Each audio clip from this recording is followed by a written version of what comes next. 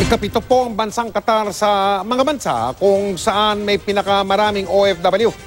Pero ang pagpapadala ng mga Pilipino roon ay ipinatigil na muna ng ating gobyerno.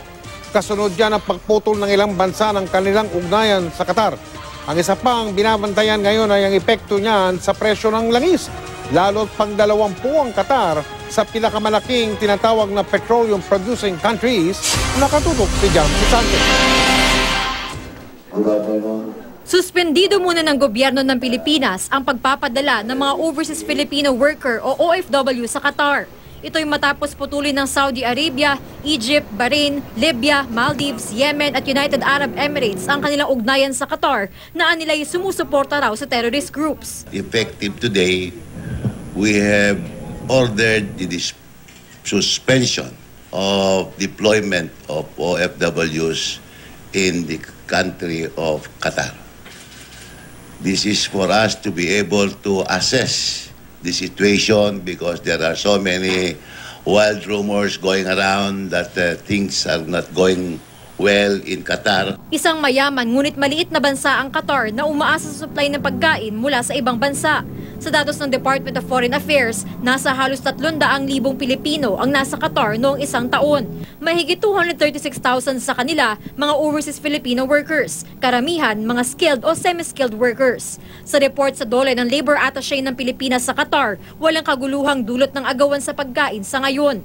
Pero bilang paghahanda, as a preparatory measure, we should advise our OFWs in Qatar and even our own office, that is the Polo office, to start making stock of food provisions, especially so that, Qatar does not have its own food production.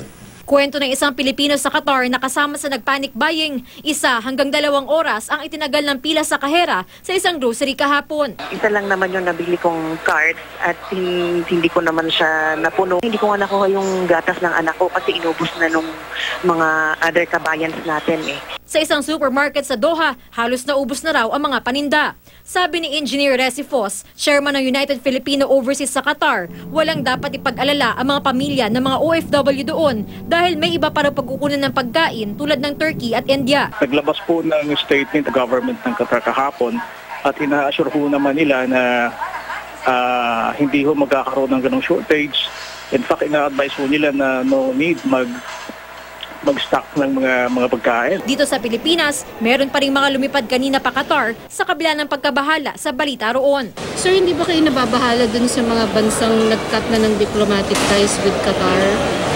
Hindi naman po kasi dati naman may mga threat na ganyan pero yung Qatar kasi is very peaceful. Sabi ng DOLE, handa silang mag-repatriate ng mga Pinoy doon kung kakailanganin.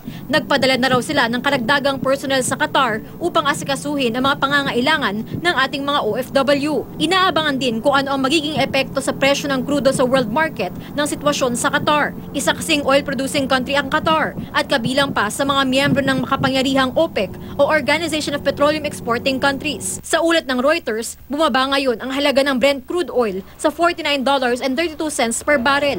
Pero tuloy ang pagbabantay sa magiging paggalaw nito sa mga susunod na araw. Jamsi Sante, Nakatutok, 24 Oras.